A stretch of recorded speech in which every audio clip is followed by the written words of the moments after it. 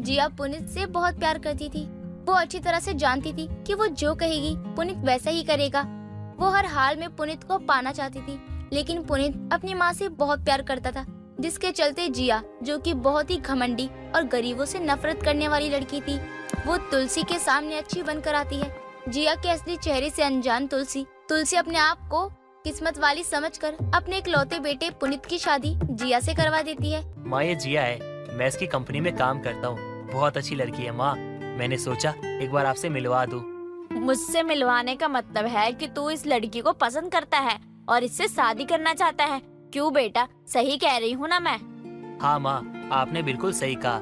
मुझे आज जिया ने ना प्रपोज किया था, तो मैंने ना हाँ कहने से पहले ना सोचा कि आपसे मिलवा कर आपसे पूछूं कि मुझे क्या करना चाहिए माँ, क्योंकि बचपन से लेकर आज तक मैं खुद को उतना नहीं जानता जितना आप मुझे जानती हो। इसलिए माँ, जो आपका फैसला होगा ना वही होगा।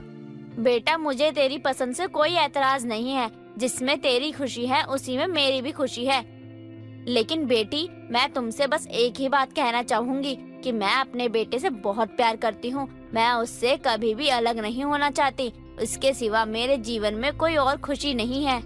आंटी जी, मैंने अपने माँ बाप को बहुत पहले ही खो दिया है।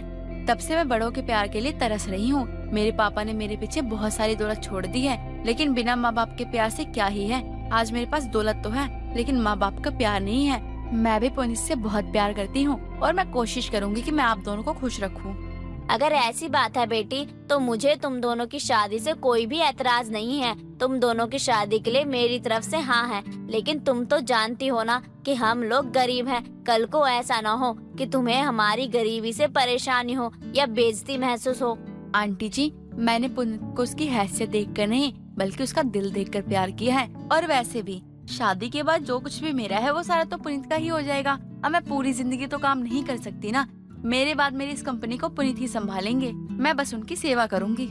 तुझ जैसी बहू पाकर तो मेरे तो भाग्य ही खुल गए। मुझे तो उम्मीद ही नहीं थी कि मुझे इतनी अच्छी बहू भी मिलेगी। जिया की प्यार भरी बातों में तुलसी और उसका बेटा पुनीत आ जाते हैं। जिया पुनीत से बहुत प्यार करती थी। वो अच्छी तरह से जानती थी कि वो जो कहेगी पुनीत वैसा ही करेगा। वो हर हाल में पुनीत को पाना चाहती थी, लेकिन पुनीत अपनी माँ से बहुत प्यार करता था, जिसके चलते जिया, जो कि बहुत ही घमंडी और गरीबों से नफरत करने वाली लड़की थी, वो तुलसी के सामने अच्छी बनकर आती है। जिया के असली चेहरे से अनजान तुलसी अपने आप को किस्मत वाली समझकर अपने इकलौते बेटे पुनीत की शादी जिया से करवा देती है। दिन गुजरते हैं, तभी एक दिन जिया अपने पति पुनीत और तुलसी से बोलती है, अगर आप लोगों को मेरी बात से कोई एतराज ना हो तो, अगर आप लोगों को मेरी बात बुरी ना लगे तो मैं कुछ कहना चाहती हूँ। हाँ बोलो बहू, तुम क्या कहना चाहती हो? भला हमें तुम्हारी बात का क्यों बुरा लगेगा? तुम कुछ गलत थोड़ी ना बोलोगी।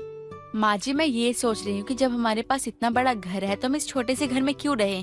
यहाँ से पुनीत जी को ऑफिस जाने में बहुत टाइम लगता है। क्यों ना हम मेरे वाले घर में शिफ्ट हो जाएं, जहाँ मैं शादी से पहले रहती थी।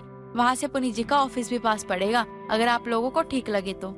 वैसे ये बात तो मेरे भी दिमाग में आई थी माँ, मैं भी यही कहने वाला था। क्यों ना हम बड़े घर में शिफ्ट हो जाए, क्योंकि रोज मैं ऑफिस जाता आता हूँ ना तो बहुत थकान हो जाती है और टाइम भी बहुत खराब होता है। माँ बेटा, तुम लोग रहना चाहते हो तो जाकर रह सकते हो, लेकिन मैं शुरू से यहाँ ही रहती आई हूँ, तो वहाँ पर मेरा मन नहीं लगेगा।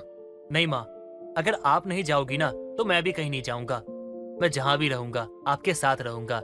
मैं आपके बिना एक पल भी नहीं रह सकता हूँ, अब तो जानती हो ना।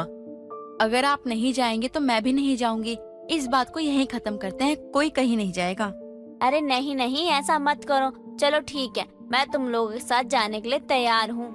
जिया सभी को अपने घर में ले जाने के लिए तैयार कर लेती है, जिसके बाद पुनीत अपने ऑफिस में काम में बिजी हो जाता है और ये देख आराम से घर में रहने लगती है। तभी एक दिन तुलसी उसके कमरे में जाती है और उसे सोता देखकर बोलती है, बहू, सूरज सर पर चढ़ाया है और तू अभी तक सो रही है। हमारे घर में इतनी देर तक सोने का रिवाज नहीं है। हमारे घर की बहू जल्दी उठकर पूजा पाठ करती है। ए बुढ़िया, सुबह सुबह ये कचकच करना बंद कर और जाकर मेरे लिए एक कप चाय बना कर ला। सुबह सुबह सर में दर्द कर दिया। बहू, तू मुझसे ये कैसे बातें कर रही है? अपनी सास से कोई ऐसे बात करता है क्या? अरे चुप कर बुढ़िया, मैं अच्छी बहू का खेल कर करके थक चुकी थी। अब मुझसे ये एक्टिंग वैक्टिंग नहीं होने वाली है। मैं तो बहुत ज्यादा थक गई थी। मैं तुझसे कोई प्यार व्यार नहीं करती हूँ। मैं तो तेरे बेटे से प्यार करती थी, जो कि तेरा चमचा था। और उसे मनाने के लिए मुझे तेरा दिल जीतना था, इसलिए मुझे ये एक्टिंग करनी पड़ी। अब ये एक्टिंग खत्म करो, मुझसे नहीं होगा। इसका मतलब इतने दिनों से तू अच्छी बहू होने का नाटक कर रही थी? हाँ, मैं इतने दिनों से अच्छी बहू बनने का नाटक कर रही थी, जो कि अब मुझसे नहीं होने वाला है। इसलिए जाकर सारे घर का काम कर, उसके बाद मेरे लिए खाना बना कर लेके आई हो। मैंने एक नौकरानी पाल रखी है, तो नौकर की क्या ही जरूरत है। आने दे आज मेरे बेटे को, मैं अपने बेटे को सब कुछ सच सच बता दूंगी। तेरे जैसी लड़की के साथ शादी करवा के मैंने अपने बेटे की जिंदगी बर्बाद कर दी। अच्छा, तू अपने बेटे को सच बताएगी? क्या बताएगी उसे? जिस लड़की के साथ तूने उसकी शादी करवाई है वो बुरी है, जिसने एक झटके में सब कुछ उसके नाम कर दिया। शायद तू भूल रही है, मैंने तेरे बेटे की नजर में अपनी छवि बहुत अच्छी बना रखी है। अब वो तेरी बातों में नहीं आने वाला। वो मेरा बेटा है, उसको मैं जो भी कहूँगी वो जरूर मान लेगा और तेरे साथ एक पल नहीं रहेगा। तू फिर से धोखे में जी रही है। तूने आजकल अपने बेटे को नोटिस नहीं किया है क्या? जिस बेटे की तू दुहाई दे रही थी, वही बेटा आजकल तेरा हालचाल पूछने नहीं आ रहा है। वो तेरी बात क्या ही सुनेगा, और 1% के लिए मान लो कि उसने तेरी बात सुनी भी, तो उसे यकीन नहीं होने वाला। बहू, तू ये सब क्यों कर रही है? आखिर मैंने तेरे साथ ऐसा क्या किया है जो तू मेरे साथ इस तरीके से बदला निकाल रही है? अपनी सास के साथ तू तड़ाक करके बात कर रही है। देख बुढ़िया, अगर तू चाहती है कि तेरा बेटा हमेशा तेरे साथ रहे, तुझे कभी गलत ना समझे, तो मेरी बात ध्यान से सुन ले। आज जो भी तेरे और मेरे बीच में बात हो रही है ना, वो सिर्फ हम दोनों के बीच में होनी चाहिए। अगर तूने अपने बेटे को कुछ भी बताने की कोशिश भी करी ना, मैं एक फ्लाइट पकड़ूंगी और उसे तुझसे दूर लेके चली जाऊंगी हमेशा के लिए। नहीं बहू, मैं अपने बेटे के बिना एक पल नहीं रह पाऊंगी। तू जैसा बोलेगी मैं वैसा ही करूंगी, लेकिन बस तू मेरे बेटे को मुझसे दूर मत कर। अपनी बहू के असली चेहरे को जानकर तुलसी का तो दिल ही टूट जाता है, लेकिन वो अपनी लाचारी किसी से नहीं कह पाती, क्योंकि वो अपने बेटे को कभी खोना नहीं चाहती थी, जिसके चलते वो अपनी बहू के बारे में अपने बेटे से कुछ भी नहीं कहती और उसके किए हुए सभी जुल्मों को सहती रहती है। दिन यूं ही गुजरते हैं। बीते समय के साथ जिया का अपनी सास के प्रति व्यवहार और बिगड़ जाता है। सारे दिन उससे घर का काम करवाती थी और हमेशा कुछ न कुछ ऐसा कर देती थी जिसकी वजह से पुनीत अपनी माँ से नहीं मिल पाता था। ऐसे ही धीरे धीरे कुछ दिन और बीतते हैं। तभी एक दिन देर रात पुनीत अपनी माँ के कमरे में जाता है और देखता है कि वो आंखें खोले बिना पलके झपकाकर दीवार पर लगी उसकी बचपन की तस्वीर को देख रही थी। तभी वो अपनी माँ से बोलता है, माँ, आप मेरी तस्वीर देख रही हो? अरे मैं आपके सामने बैठा हूँ, आप मुझे ऐसे देखो ना। अरे माँ देखो ना यार। माँ सुनो ना, मैं जानता हूँ आप मुझसे गुस्सा हो, माफ कर दो, आप ही का बच्चा हूँ। वैसे माँ, गुस्सा होना भी जायज है, क्योंकि बहुत समय से मैं आपको समय नहीं दे पा रहा, आपसे मिल नहीं पा रहा था। लेकिन माँ, आज मुझे समय मिल चुका है, और आज क्या, अब मैं ना कितना भी बिजी क्यों ना रहूँ माँ, मैं आपके लिए समय जरूर निकालूंगा और आपके पास बैठूंगा और आपसे बहुत सारी बातें करूंगा। मैं आपसे बहुत प्यार करता हूँ माँ आज भी। माँ, आप ये मत समझना कि आपका बेटा काम में बिजी क्या हो गया, आपको भूल गया। नहीं माँ, ऐसा बिल्कुल भी नहीं है। मैं तो आपसे बहुत प्यार करता हूँ और हमेशा मैं आपसे प्यार करता रहूंगा, समझिए आप। आपका बेटा बहुत प्यार करता है आपसे। अपनी माँ से इतनी बात कहने के बाद भी जब वो देखता है कि उसकी माँ की पलकें ही नहीं झपकती, तो वो अपनी माँ को छूता है और उसके छूते ही उसकी माँ बेड से जमीन पर गिर जाती है। वो जल्दी से डॉक्टर को बुलाता है और चेकअप करने के बाद पता चलता है कि उसकी माँ ने कब का अपना दम तोड़ दिया था। ये सुनते ही वो जमीन पर बैठकर जोर जोर से रोने लगता है। माँ, माँ आप मुझे छोड़ के नहीं जा सकती माँ। माँ, माँ मैं आपके बिना कैसे रहूँगा माँ। माँ, माँ वापस आ जाओ माँ, माँ वापस आ जाओ। अपनी बहू के जुल्मों से परेशान होकर अपनी लाचारी में जीने से बेहतर तुलसी मरना पसंद करती है, और इस चीज का पुनीत को दूर दूर तक कोई एहसास ही नहीं होता। महक बेटा, कब तक तू ऐसे ही लोगों के घर में काम करती रहेगी? देख, मेरी बात मान, अब तू शादी कर ले। माँ, आप हमेशा ही एक ही बात क्यों बोलती रहती हो? अरे अभी मुझे शादी नहीं करनी है, तो क्यों आप मेरे पीछे पड़ी हैं? और अगर मेरी शादी हो जाएगी तो आप भी तो अकेली ही हो जाओगी ना। अरे मेरा क्या है, मैं तो आज हूँ कल नहीं, लेकिन तेरी शादी हो जाएगी तो मुझे भी अच्छा लगेगा। वैसे भी मैं जीते जी तो तेरे लिए कुछ कर नहीं पा रही, कम से कम अपने मरने से पहले एक तसल्ली तो हो जाएगी ना कि अब तेरी शादी हो गई है और तू अपने ससुराल में खुश रह रही है। ना आपको कुछ हो रहा है और ना ही मैं शादी करने वाली हूँ। देखो माँ, हम दोनों ही अब एक दूसरे के लिए हैं और शादी तो मैं इसलिए ही नहीं करना चाहती क्योंकि शादी करूंगी तो मुझे आपको छोड़कर जाना पड़ेगा। देख, मेरी बात सुन, कल को अगर मुझे कुछ हो गया तब क्या होगा तेरा, ये तूने कभी सोचा है? माँ, आप ऐसी बातें क्यों कर रही हो? आपको कुछ नहीं होगा ना, और आप मेरा हौसला बढ़ाओ ना। आप क्यों मुझे ऐसी बात बोलकर कमजोर कर देती हो? मैं आपके बिना नहीं रह सकती माँ, तो आप ऐसी बात मत करो। अगर तेरा मेरी ऐसी बातों से दिल दुखता है तो तू भी मुझे समझ।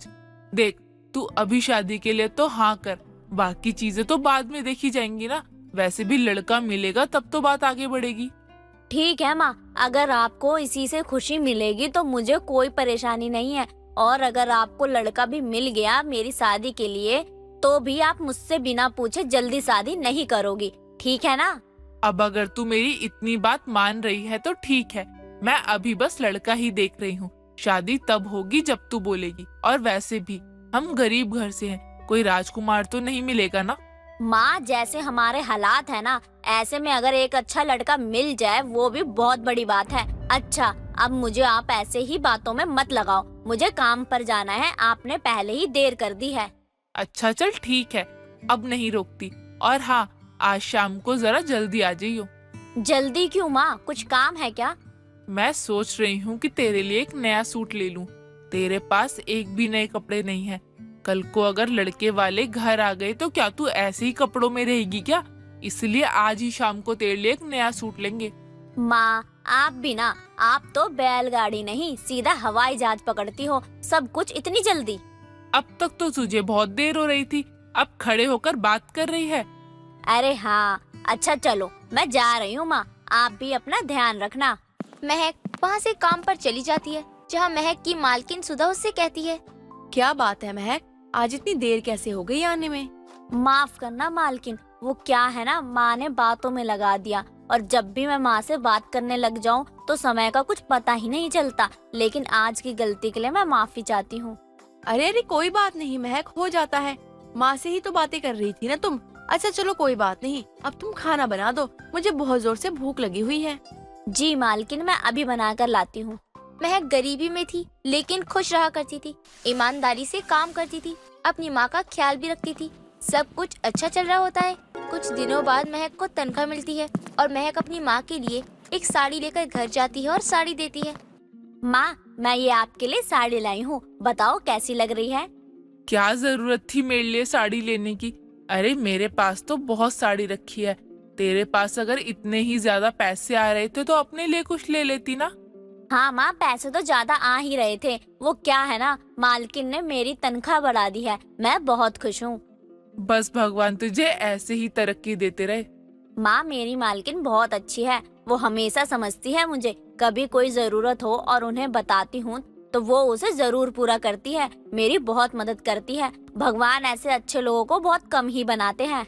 हाँ सच में, जब से तू वहाँ काम करने लगी है तू भी खुश रहती है और मुझे भी तेरी कम चिंता होती है, क्योंकि जब तू देर से आने वाली होती है तो वो पहले ही बता देती है। मैंने तो अपने मन में बना लिया है कि कभी भी मालकिन मुझे कोई बात कहेगी तो मैं उनकी बात को काटने वाली नहीं हूँ। मुझे पता है वो मेरा कभी भी बुरा नहीं चाहेंगी। महक अगले दिन सुधा के घर काम करने जाती है और काम कर ही रही होती है। तभी कुछ देर बाद सुधा महक को बुलाती है और अपनी सहेली शालिनी से मिलवाते हुए कहती है, महक, ये मेरी सहेली शालिनी है और ये तुझे अपने घर की बहू बनाना चाहती है। क्या? मुझे अपने घर की बहू? मालकिन, ये आप क्या कह रही हैं? मैं बिल्कुल सही कह रही हूँ, शालिनी बहुत अच्छी औरत है। कई टाइम से मेरे घर आ रही थी, तुम्हें देखकर इसने तुम्हें अपने बेटे के लिए पसंद कर लिया। मैं जानती हूँ इसे, तुम मेरी बातों पे भरोसा रखो। देखो महक, कोई जबरदस्ती नहीं है, हम समझ रहे हैं ये सब अचानक तुम्हें पता चला है तो तुम घबरा गई हो, लेकिन हमें कोई परेशानी नहीं है। तुम्हें अपना समय लेना है तो आराम से लो, जिंदगी का इतना बड़ा फैसला 2 घड़ी में थोड़ी होता है। महक, शालिनी बिल्कुल सही कह रही है, लेकिन एक और बात याद रखना, शालिनी काफी अमीर है, ऐसा रिश्ता बार बार नहीं आता। तुम्हारी आगे की जिंदगी सुधर जाएगी और तुम अपनी माँ की पूरी सहायता कर पाओगी। महक सुधा और शालिनी की बातों में आ जाती है और सारी बातें अपनी माँ को बता देती है और फिर सबकी रजामंदी से कुछ ही दिनों में महक की शादी रोहन नाम की लड़की से हो जाती है। और महक काफी ज्यादा खुश थी। महक खुद से कहती है, मैंने सुना था कि भगवान कभी भी किसी के साथ बुरा नहीं करते, हर किसी के लिए कुछ ना कुछ अच्छा तो सोचा ही होता है, लेकिन मुझे ये नहीं पता था कि भगवान मुझ गरीब पर इतनी दया बरसाएंगे। महक की खुशी का तो ठिकाना ही नहीं था। शादी के बाद सुहाग रात के समय महक अकेली ही थी। अगली सुबह उठती है और महक रसोई में जाती है। आज मेरी पहली रसोई की रस्म है। वैसे तो माँ जी ने मेरे हाथ का खाना सुधा मालकिन के घर पहले भी खाया है, लेकिन आज अपनी बहू के हाथों का खाएगी। इतना अच्छा खाना बनाऊंगी कि वो भी तारीफ करती रहेंगी। महक सबके लिए हलवा सब्जी पूरी बनाती है और खाना टेबल पर रखकर अपनी सास के कमरे में जाती है, लेकिन दरवाजे पर ही शालिनी और अपने पति रोहन की बात सुन लेती है। अब तक का प्लान सब कामयाब हो रहा है, ये हमारे झांसे में आ गई।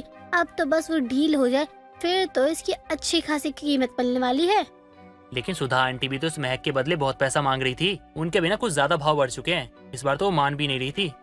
अरे माल अच्छा देती है सुधा, अभी तक हम कभी भी फंसे नहीं है, इसीलिए मैं यही सोचती हूँ कि 4 पैसे भले ही ज्यादा देने पड़े, लेकिन सुधा से ही लड़कियाँ लूँ। अच्छा, उस क्लाइंट का क्या हुआ? कुछ कहा क्या उसने? आज ही जवाब आ जाएगा। अरे हमें पता है कि जवाब हाँ ही होगा। नया माल जो है, तभी तो कल मैंने तुझे उसके पास जाने नहीं दिया। उन दोनों की सारी बातें महक सुन लेती है और उसके पैरों तले जमीन खिसक जाती है। तभी वो अंदर जाकर बोलती है, माफ करना, आप लोगों ने प्लान तो बहुत अच्छा बनाया था, लेकिन कामयाब नहीं हो पाओगे। आप लोगों ने ही मुझे इस्तेमाल के लिए फोन दिया था ना, मैंने इसमें पूरी रिकॉर्डिंग बना ली है और पुलिस को भेज भी दी है। पुलिस आने ही वाली है। मेरा ससुराल में पहला दिन भले ही अच्छा ना हो, लेकिन आपका ससुराल का पहला दिन अच्छा बना दूंगी। महक सुधा, शालिनी और रोहन को गिरफ्तार करवा देती है और वापस अपनी माँ के पास चली जाती है और साथ ही नई जिंदगी बिताने का फैसला भी करती है। सुधा तेज धूप में बाहर से घर आती है और आते ही अपनी नौकरानी यशोदा का आवाज लगाने लगती है। अरे यशोदा, अरे ओ यशोदा, ये एसी क्यों बंद कर रखी है? एसी चला, इतनी गर्मी लग रही है, मेरे लिए ठंडा पानी ले आ। अभी ही इतनी गर्मी हो रही है, बता नहीं आगे क्या होगा। अपनी मालकिन की बात सुनकर यशोदा जल्दी से ठंडा पानी का ग्लास लेकर आती है और अपनी मालकिन को दे देती है। सुधा वो पानी पीती है और यशोदा से कहती है, हाय कितनी गर्मी है। अरे इतनी गर्मी में तो अच्छा खासा इंसान तप जाएगा। यशोदा, तूने एसी क्यों बंद कर रखा है? मुझे तो इतनी गर्मी लग रही है, दिमाग खराब हो रहा है मेरा। मालकिन, वो एसी की अभी तक सर्विस नहीं हुई है, इसलिए एसी नहीं चला सकते। मालकिन, वैसे अभी तो इतनी गर्मी पड़ी भी नहीं है, अप्रैल का महीना है, गर्मी तो अब आगे ही पड़ेगी ना। और आपके घर में तो बिना एसी के भी इतना ठंडा है, आपको एसी की कहाँ ही जरूरत है। जरूरत? अरे ये तू क्या बोल रही है यशोदा? बिना एसी के तो मैं 5 मिनट ना रह पाऊँ। और वैसे भी अप्रैल क्या, मुझे तो मार्च से ही गर्मी लग रही है। वो तो बस रोहन की वजह से नहीं चला रही थी मैं। मालकिन, आपको आदत नहीं है ना बिना एसी में रहने की, इसलिए आपको इतनी गर्मी लग रही है। अरे ये सब छोड़ और आज ही एसी की सर्विस करने वालों को बुला ले। ठीक है मालकिन, मैं आज ही बुला लूंगी। एक तरफ सुधा थी जिसको गर्मी जरा भी बर्दाश्त नहीं थी, वहीं दूसरी तरफ यशोदा थी जो कि एक गरीब औरत थी। यशोदा का एक बेटा था जो कि सरकारी स्कूल में पढ़ता था। यशोदा जल्दी से काम खत्म करके घर जाती है, जहां उसका बेटा सोनू हाथ वाले पंखे से खुद को हवा कर रहा होता है। माँ, आज आप ना फिर से देर से आई हो, आपको तो पता है ना मुझे कितनी भूख लगी है। माफ करना बेटा, वो आज काम कुछ ज्यादा ही था, तो बस इसलिए घर आने में देर हो गई। रुक जा, मैं अभी जल्दी से कुछ बना कर लाती हूँ। माँ, जल्दी से बना के लाना, मुझे ना बहुत भूख लगी है। यशोदा जल्दी से खाना बनाती है और फिर दोनों माँ बेटा साथ में बैठकर खाना खाते हैं। खाना खाने के बाद यशोदा जमीन पर बिस्तर लगाती है और वो दोनों साथ में सो जाते हैं। गर्मी की वजह से काफी ज्यादा मच्छर भी थे, जिनकी वजह से सोनू को काफी परेशानी हो रही थी। माँ देखो ना कितने मच्छर हैं, ये तो काट काट के मेरा बहुत खून पी गए और इतना खून तो मेरे शरीर में था भी नहीं। रुक बेटा, मैं अभी इन मच्छरों का कुछ करती हूँ। यशोदा अपनी साड़ी से जल्दी से मच्छरदानी बनाती है और वो दोनों मच्छरदानी में आराम से सोने लगते हैं। लेकिन मच्छरों के साथ साथ गर्मी भी तो काफी ज्यादा थी ना। माँ मच्छर तो चले गए, लेकिन इसमें ना गर्मी लग रही है और पसीने के कारण मुझे नींद नहीं आ रही। माँ, कल रात को भी ना ठीक से सो नहीं पाया था और अब देखो ना अभी नींद नहीं आ रही है। अरे मेरा राजा बेटा, तू इतना क्यों परेशान हो रहा है? मैं हूँ ना तेरे साथ में। रुक, मैं तुझे हाथ वाले पंखे से हवा करती हूँ, फिर तुझे अच्छे से नींद आएगी। यशोदा पंखे से हवा करती ही रहती है जब कहीं जाकर सोनू को नींद आती है। अब गरीबों का गर्मियों में तो यही हाल होना था। अब उनके पास कोई एसी, कूलर, पंखा तो था नहीं, इसलिए जो भी होता है ये उनमें ही एडजस्ट कर लेते हैं। इसी तरह यशोदा भी अपने बेटे के साथ रह रही थी। कुछ दिनों बाद गर्मियाँ काफी ज्यादा बढ़ गई थी और इस गर्मी में तो एसी में भी लोगों के पसीने छूट रहे थे। सुधा काफी परेशान हो जाती है और एसी के आगे बैठकर वो अपने पति देव से कहती है, देव, ये एसी तो बिल्कुल कबाड़ा हो गए, बिल्कुल भी कूलिंग नहीं कर रहे। एसी में बैठकर भी इतने पसीने आने लग रहे हैं। इस एसी को बदलवा देते हैं हम अब। मुझे भी यही लग रहा है। अरे इससे ज्यादा कूलिंग ना हमारी गाड़ी की एसी दे देती है। अरे मैं तो आज घर पर हूँ तो मेरी यह हालत हो गई है। तुम लोग पता नहीं कैसे झेलते हो। अब समझ आया कि हम कितना एडजस्ट कर रहे हैं। चलो आज ही हम एसी नया लेकर आते हैं, मुझसे और गर्मी बर्दाश्त नहीं हो रही। आज नहीं, आज मुझे बहुत ज्यादा काम है। मैं जैसे ही फ्री हो जाऊंगा ना उसके बाद चलेंगे हम। सुधा यहाँ नया एसी लाने की बात कर रही थी, वहीं दूसरी तरफ यशोदा गर्मी में गैस के आगे रोटी बना रही थी। बेचारी बस कुछ पैसों के लिए इतना सब कर रही थी। इस बार तो लगता है सच में कुछ ज्यादा ही गर्मी पड़ गई है। मैं तो फिर भी यहाँ इतने अच्छे घर में हूँ, लेकिन वहाँ मेरा बेटा बेचारा कैसे रह रहा होगा उस घर में। वहाँ तो सीधा धूप आती है, कितनी मुश्किल हो रही होगी। आज एक काम करूँगी, मैं अपने बेटे के लिए ठंडी ठंडी कुल्फी लेकर जाऊंगी, उसे भी थोड़ा अच्छा लगेगा। यशोदा अपने बेटे के लिए शाम को कुल्फी लेकर जाती है और अपने बेटे को देते हुए कहती है, मुझे पता है हमारे इस घर में तो तुझे बहुत ज्यादा गर्मी लग रही होगी ना, तभी मैं तेरे लिए ये ठंडी ठंडी कुल्फी लाई हूँ। तुझे कुल्फी अच्छी लगती है ना? हाँ माँ, मुझे ना बहुत अच्छी लगती है, लेकिन माँ आप ना वहाँ मेरी चिंता मत किया करो। अरे आपको पता है ना मुझे ज्यादा गर्मी और ज्यादा ठंड नहीं लगती है। अरे मुझे आदत हो चुकी है अब तो। मुझे तो वहाँ बस तेरी ही चिंता लगी रहती है। हमारे घर में तो एक पंखा तक नहीं है, कितनी मुश्किलें होती होंगी ना। इस बार तनख्वाह आएगी ना तो मैं तेरे लिए एक पंखा जरूर लाऊंगी। नहीं माँ, पंखा भी इतना जरूरी नहीं है। अरे अभी तो हमारे घर में पंखे की क्या जरूरत है। अरे माँ अभी ना बहुत सारा सामान लेना है, मुझे किताबें लेनी है और बहुत जरूरत का सामान भी आएगा। पंखा लेंगे ना तो ये सब नहीं ले पाएंगे। मुझे पता है कि तू क्यों मना कर रहा है पंखे के लिए। इसलिए मना कर रहा है ना तू क्योंकि पंखे में पैसे लगेंगे और अभी हमारे पास इतने पैसे नहीं है। माँ किसी के लिए थोड़ी कह रहा हूँ, मैं तो अपने लिए कह रहा हूँ ना।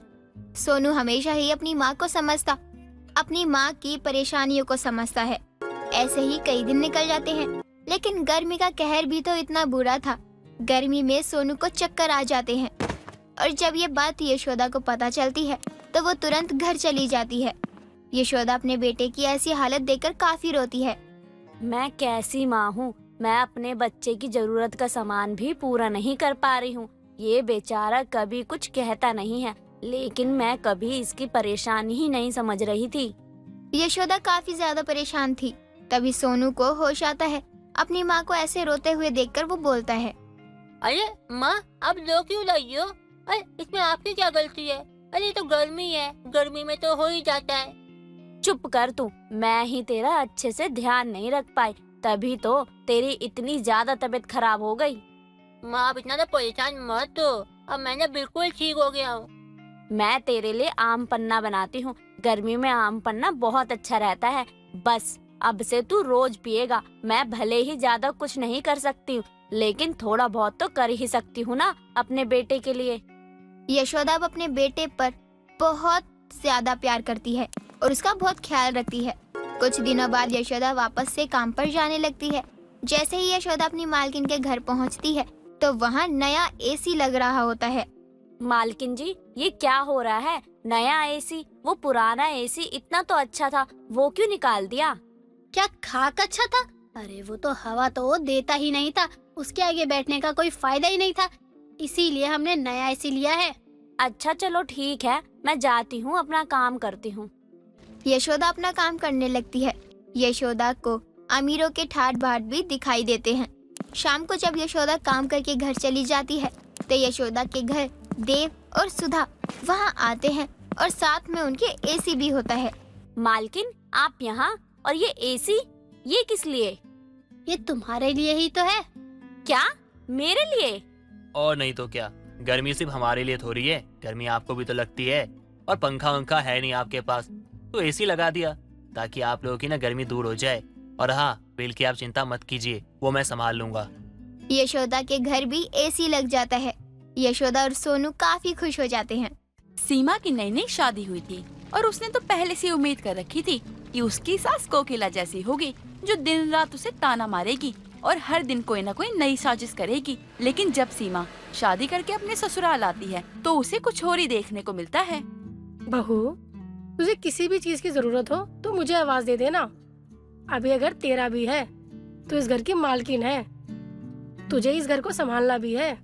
हाँ हाँ माँ जी, ये घर तो मेरा ही है और इस घर पे राज तो मेरा ही होगा और आपको सारी बात मेरी ही माननी होगी। हाँ हाँ बहू, ये तेरा ही घर है और इस घर पर तेरा ही राज होगा अब। और हाँ, इससे याद आया, ये चाबी भी अब तेरे हवाले है। इतना सुनने के बाद सीमा को बहुत हैरानी होती है, क्योंकि सीमा की सास ने उसे ताने दिए ही नहीं थे। लगता है मेरी सास ना अच्छा होने का नाटक कर रही है, और वो भी लोगों के सामने। खैर छोड़ो, एक ना एक दिन इनकी सच्चाई ना सबके सामने आ जाएगी। ऐसे ही सीमा को उसके ससुराल में कई और दिन बीत जाते हैं, लेकिन वो देखती है उसकी सास तो उसे कुछ कह ही नहीं रही है।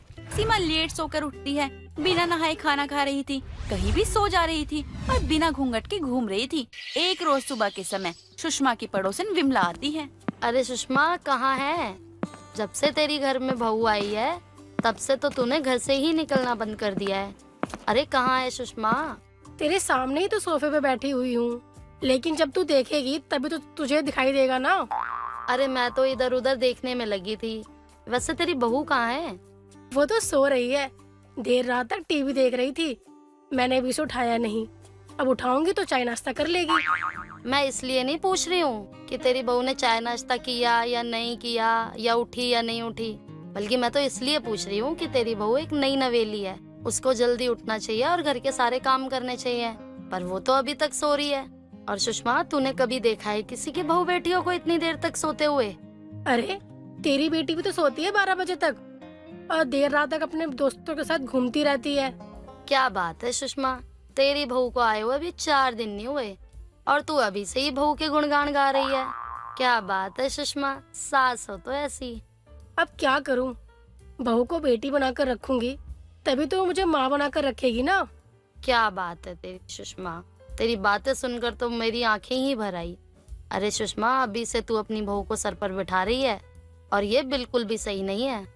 तू उसकी बातें छोड़ और तू ये बता, तू करने क्या आई थी यहाँ?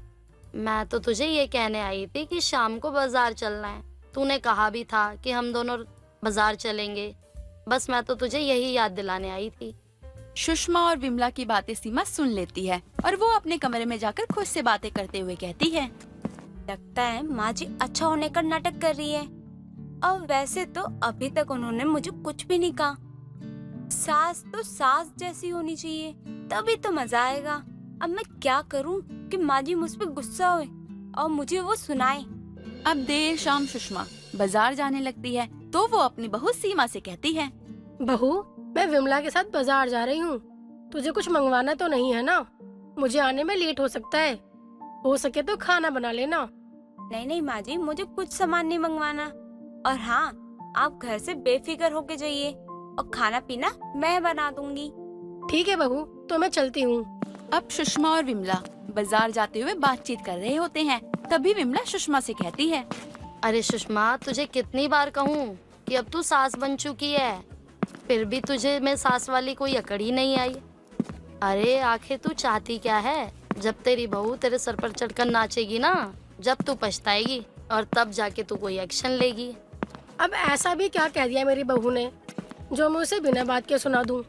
अरे कितने प्यार से कह रही है कि मैं खाना पीना बना लूंगी और घर का ध्यान भी रखूंगी, अब और क्या ही चाहिए? लगता है तुझे ये सब कहकर मैं अपना समय खराब कर रही हूँ, लेकिन सुषमा, बाद में तू बहुत पछताएगी मेरी बातों को याद करके। दोनों बाजार पहुंच जाते हैं और सामान खरीदते हैं। और दोनों को सामान लेते हुए काफी समय बीत जाता है। और जब सुषमा घर पहुंचती है तो वो देखती है घर की लाइट भी बंद है, घर का दरवाजा भी खुला है और उसको अपनी बहू के कमरे से टीवी की आवाज आ रही होती है। सुषमा समझ जाती है कि उसकी बहू कमरे में टीवी देख रही है और उसने कोई भी काम नहीं किया है। अरे बहू, अरे ओ बहू, कहाँ है तू? अरे माँ जी, आप इतनी जल्दी आ गई, मुझे तो पता ही नहीं चला। मैं तो टीवी देखने में इतनी व्यस्त हो गई कि घर का एक भी काम नहीं छुआ मैंने। कोई बात नहीं, जा जाकर टीवी देख ले, मैं खाना पीना बना देती हूँ। तो माँ जी, आप मुझे सुनाएंगे नहीं? मैं तो कब से आपका इंतजार कर रही थी कि आप मुझे आकर सुनाएंगी। माँ जी, सास ना सास की तरह होनी चाहिए। आप मुझे गलतियों पे सुना नहीं रही है और मेरी गलतियों पे पर्दा डाली जा रही है। अरे कोई बात नहीं, अगर तेरी जगह मेरी बेटी होती तो क्या मैं उसके लिए इतना नहीं करती? गलतियाँ तो इंसान से होती हैं। कोई बात नहीं, मैं काम कर लेती हूँ, जा तू आराम कर ले। ठीक है माँ जी, जैसा आप कहें। सीमा को ये सारी बातें बहुत अजीब लग रही होती है। वो अब ज्यादा परेशान हो जाती है। अपनी भोली भाली सास का ये रवैया देखकर वो बहुत परेशान हो जाती है और अब सीमा अपने कमरे में जाती है और खुद से बोलती है, अरे सास कैसी है? मुझे सास सास जैसे चाहिए थी। ये तो मुझे माँ से ज्यादा प्यार कर रही है। ऐसे काम कैसे चलेगा? लाइफ में एंटरटेनमेंट भी तो होना चाहिए। मेरी सास तो इतनी भोली है कि मुझे कुछ कहती ही नहीं है, वो भी प्यार देने के अलावा। सीमा काफी समय से ये देख रही थी। उसकी सास उसे कुछ भी नहीं कहती। वो गलती भी करती तो वो उसे नजरअंदाज कर देती थी और हर गलती पे बिना समझाए उसे कहती थी कि ये काम मैं खुद कर लूंगी। एक रोज गलती से सीमा अपनी सास के ऊपर चाय गिरा देती है और वहीं विमला भी बैठी होती है। अरे बहू, ये क्या तरीका है तेरा चाय देने का? अगर तेरा चाय बनाने का मन नहीं था तो चाय ना देती तू। गलती से गिर गया, मैंने ध्यान नहीं दिया। और तुझे देखकर काम करना चाहिए था ना। और सुषमा, तू कुछ बोलती क्यों नहीं है? तेरे मुंह में दही जम गई है क्या? हाँ मैं ठीक हूँ, अभी कपड़े चेंज करके आती हूँ। और तू मेरी बहू को इतना सुना क्यों रही है? कितनी छोटी सी गलती पर तू मेरी बहू पर भड़क क्यों रही है? अब सुषमा अपने कपड़े बदल के आती है और सीमा को अपनी सास पे बहुत गुस्सा आता है। जिसके ऊपर चाय का एक बूंद नहीं गिरा था, वो सीमा को बहुत कुछ सुना चुकी थी, लेकिन सुषमा अपनी बहू को एक लफ्ज नहीं बोलती है। माँ जी, आप कैसी सास है? बगल में विमला काकी बैठी हुई इतना मुझे सुना दिया, आप मुझे एक भी शब्द नहीं बोल रही। आखिर क्यों? बहू, क्योंकि तूने वो जानबूझकर तो नहीं किया ना, और जानकर भी किया होता तो भी मेरा क्या ही बिगड़ जाता। अरे तू भी ना कुछ भी बोलती है सुषमा। ना जाने क्या हो गया है तुझे, कैसी सास है तू। मैंने अपनी जिंदगी में ऐसी सास नहीं देखी, और सास तो छोड़, ऐसी माँ भी नहीं होती है। कोई बात नहीं, मैं बहू को सुनाकर क्या करूँगी? हो गई गलती, बच्ची है। माँ जी, आज तक मैंने इतनी सारी गलतियाँ की कि आप मुझे कुछ बोले, आप मुझे सुनाए। आपने मुझे अभी तक कुछ भी नहीं सुनाया। मैं तो सिर्फ आपकी परीक्षा ले रही थी कि आप सच में अच्छी सास हो या कोई नाटक कर रही है मेरे साथ। मेरी सुषमा है ही ऐसी। वैसे सुषमा, सास बन जा सास। ऐसे काम नहीं चलने वाला। सास बन, बदमाश बन। जैसी तेरी बहू की हरकतें हैं, तुझे तो बदमाश सास बनना ही चाहिए। आप मेरी माँ जी के कान भरना बंद कीजिए। जैसी मेरी माँ जी है वैसी अच्छी है, और वैसी मैं भी हूँ। सुषमा के व्यवहार से सीमा में काफी बदलाव आता है। सीमा जब अपने ससुराल आई थी तो उसे लगा था उसकी सास उसे हर बात पे ताने देगी, उससे बहुत काम करवाएगी। लेकिन जब वो अपने ससुराल आती है तो उसकी सास उससे एक भी काम नहीं करवाती है और न ही कोई काम करने को बोलती है। तो उसकी सास भले ही उसे काम करने के लिए नहीं कहती हो, लेकिन वो उसको उसकी गलती पे सुनाती नहीं थी। सुषमा के घर सुबह सुबह उसकी पड़ोसन विमला का आना होता है और विमला आते ही सुषमा से कहती है, आ गई तेरी बेटी। अरे क्या बात है, अब तो तू खुश होगी ना?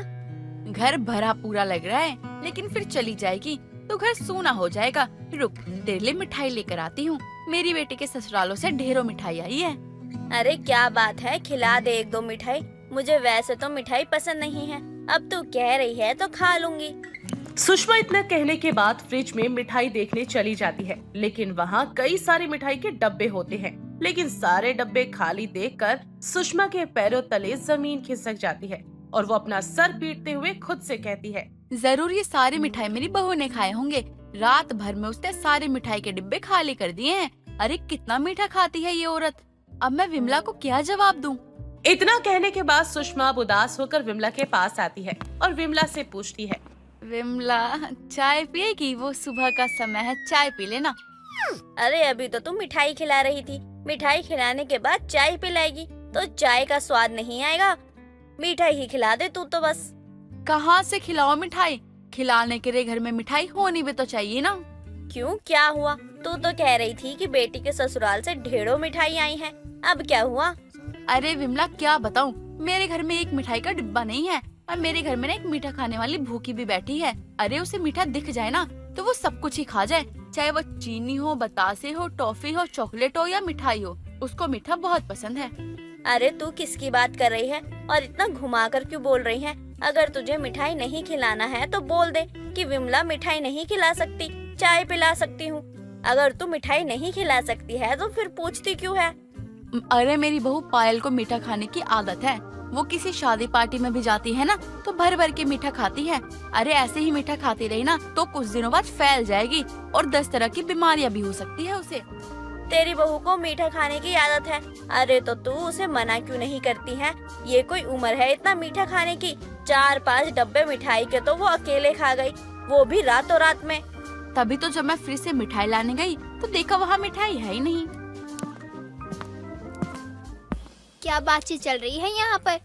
बहू तुझे मैंने मना किया था ना कि मीठा खाना छोड़ दे, लेकिन नहीं, तुझे तो मेरी बात माननी ही नहीं होती है। अरे इतनी मिठाइयाँ कौन खाता है? माँ जी मैंने तो बस 2-4 मिठाइयाँ खाई हैं, बाकी की मिठाइयाँ कहाँ गई मुझे भी नहीं पता। और हाँ, मैं मीठा जरूर खाती हूँ, उसका मतलब ये नहीं कि आप मुझ पर ही इल्जाम लगाएं। बहू देख, झूठ बोलना सही नहीं, और तुम मीठा खाती है ये सभी जानते हैं। अभी तो तेरे बाल बच्चे भी नहीं हुए हैं, किसी तरह की बीमारी हो गई तो बच्चे होने में दिक्कत होगी फिर। अरे विमला काकी, जब मैं मिठाइयाँ खाती ही नहीं तो मैं ये कैसे कहूँ कि हाँ मैंने ही मिठाइयाँ खाई हैं। सुषमा और पायल में थोड़ी देर बहस होने के बाद विमला सुषमा से कहती है, तेरी बहू तो कह रही है कि उसने मिठाइयाँ ही नहीं खाई है, फिर तू क्यों अपनी बहू पर इल्जाम लगा रही है? इसका मतलब मिठाइयाँ कोई और ही खा रहा है। अरे तू मेरी बहू को जानती नहीं है, बातें बनाने में वो 1 नंबर की आगे है। खैर छोड़। सुषमा अपनी बहू की मीठा खाने की आदत से बहुत परेशान हो चुकी थी और अब वो अपनी बहू को कुछ भी कहना छोड़ चुकी थी। एक रोज सुषमा देखती है कि देर रात उसकी बहू चीनी का डब्बा लिए अपने कमरे में जा रही। बहू तूने तो कहा था कि मीठा खाती ही नहीं है, फिर ये चीनी का डिब्बा कहाँ लेकर जा रही है? माँ जी, आपके बेटे ने चीनी मंगवाई है, अगर विश्वास नहीं हो रहा तो खुद जाकर पूछ लीजिए। अरे उस नालायक को चीनी खाने की आदत कब से लग गई? जरूर तूने ही उसे अपनी तरह बना लिया होगा। तू तो पूरे घर को बर्बाद करके रहेगी। माँ जी, आपको विश्वास क्यों नहीं होता? मैंने कितनी बार कहा कि मैं मीठा नहीं खाती, खाती भी हूँ तो नाम के लिए। हाँ हाँ, वो तो मुझे पता है कि कौन मीठा खाता है और कौन नहीं। खैर छोड़, तुझे तो कुछ बोलने का फायदा ही नहीं है। एक रोज सुबह सुबह सुषमा और पायल में चीनी खत्म हो जाने को लेकर झगड़ा हो रहा होता है। ऐसे में सुषमा का बेटा विनोद, जो कि ऑफिस जा रहा होता है, वो अपनी माँ और पत्नी को समझाता है कि वो आपस में क्यों झगड़ रहे हैं। माँ, आप लोग झगड़ा क्यों कर रहे हो? अरे चीनी खत्म हो गई है तो मंगवा लो ना यार। लेकिन ये झगड़ा वगड़ा मत किया करो। चीनी के नाम को लेकर कौन झगड़ा करता है? आखिर चीनी इतना खाता कौन है इस घर में? किसको आदत लग गई है? वही तो मैं जानना चाहती हूँ कि आखिर मीठा खाने की आदत किसे लगी है, जो घर में हर दिन कलेश होता है। कभी चीनी खत्म हो जाती है, कभी मीठा बनाओ तो वो नहीं बचता। देखिए जी, मुझे तो मीठा खाने की आदत नहीं है। आपने भी मुझे देखा है, मैं रात को मीठा बिल्कुल नहीं खाती हूँ। और माँ जी ने पूरे मोहल्ले में सबको ये कहती फिरती हैं कि मुझे मीठा खाने की आदत है। अरे अरे, तुम लोग कहना क्या चाहते हो कि माँ मीठा नहीं खाती, तुम मीठा नहीं खाती, तो मीठा कौन खाता है? मैं? अरे आप लोग ना आपस में देख लो कि कौन मीठा खाता है कौन नहीं खाता है, और इस बात को लेकर झगड़ा मत करो यार। मैं ऑफिस से काम कर कर आता हूँ, थक जाता हूँ, और आता ही आप लोगों को ये देखता हूँ कि आप लोग चीनी को लेकर, मीठे को लेकर झगड़ा कर रही हो। तेरी बीवी इतना मीठा खाती है कि मैं उससे परेशान हो चुकी हूँ। अरे आप दोनों देख लो ना, मुझे ऑफिस जाना है, समय हो रहा है। ठीक है, मैं निकलता हूँ। इतना कहने के बाद विनोद ऑफिस के लिए निकल पड़ता है। ऐसे ही समय बीत रहा था और दोनों सास बहू का ये लड़ाई झगड़ा बंद ही नहीं होता। यहाँ तक कि कई बार तो दोनों सास बहू एक दूसरे से बात करना तक बंद कर देती हैं, वो भी मीठा खाने को लेकर। क्योंकि हर 2 या 3 दिन पर चीनी खत्म हो जाया करती। एक रोज विनोद के दोस्त का फोन आता है और वो सुषमा से फोन पर कहता है कि विनोद हॉस्पिटल में एडमिट है। ऐसे में सुषमा और पायल घबरा जाते हैं और तुरंत अस्पताल पहुंचते हैं। डॉक्टर साहब, क्या हो गया मेरे बेटे को? वो ठीक तो है ना? हाँ, वो तो पहले से अब ठीक है और घबराने वाली कोई बात नहीं है। अब वो दरअसल इन्हें डायबिटीज हो गई है और हाई डायबिटीज के कारण चक्कर आ गया। अब मैं इनको दवा लिख कर दे देता हूँ और थोड़ी परहेज आप लोग रखिएगा, ये ठीक हो जाएंगे। उन्हें डायबिटीज कैसे हो सकता है? वो तो चीनी भी नहीं खाते हैं। अरे बहू, बिल्कुल ठीक कह रही है तू। इससे डायबिटीज कैसे हो गई? मुझे तो कुछ समझ ही नहीं आ रहा है। इतना बोलकर दोनों सास बहू विनोद से मिलने जाते हैं और विनोद अपनी माँ को देखकर अपनी माँ से कहता है, माँ मुझे माफ कर दो। इतने दिनों से मीठा मैं खा रहा था, जिसके कारण आप लोगों में झगड़ा होता रहा। इसी कारण मुझे डायबिटीज हो गई है। वो क्या है ना, मुझे आदत हो गई थी मीठा खाने की, तो मैं खाता गया और जब आप लोग लड़ते थे ना मीठे को लेकर, तो मैं इसलिए नहीं बोलता था कि कहीं आप लोग मेरा मीठा बंद ना करवा दो। क्या आपको मीठा खाने की आदत लग गई थी? हे भगवान! और माँ ने पूरे मोहल्ले वालों को ये कह दिया कि मेरी बहू को मीठा पसंद है, मेरी बहू को मीठा पसंद है, जिस वजह से घर में चीनी भी नहीं रहती है। अब यहाँ लड़ने की कोई जरूरत नहीं है, चोर तो कोई और ही है। अरे अब तो ये लड़ाई झगड़ा बंद कर दो। अब तो सबको पता चल गया कि मीठा कौन खाता है। आप ऐसी हरकत करते ही क्यों हैं? मुझे आपसे ये उम्मीद नहीं थी। अरे इतना मीठा कौन खाता है? राम राम राम। आप तो छुपे रुस्तम निकले, लेकिन छुपा ना सके। बिल्कुल ठीक कह रही है बहू। अब तू घर चल, तुझे तो अब चीनी का एक दाना नसीब नहीं होगा। बिल्कुल ठीक कहा माँ जी आपने। इन्हें मीठा तो अब जिंदगी भर खाने से मिलेगा नहीं। इन्होंने इतना मीठा खाया है, इतना मीठा खाया है कि जिंदगी भर इंसान मीठा ना खाए। अब विनोद को डायबिटीज हो जाती है और दोनों सास बहू को पता चल जाता है कि मीठा किसे पसंद है।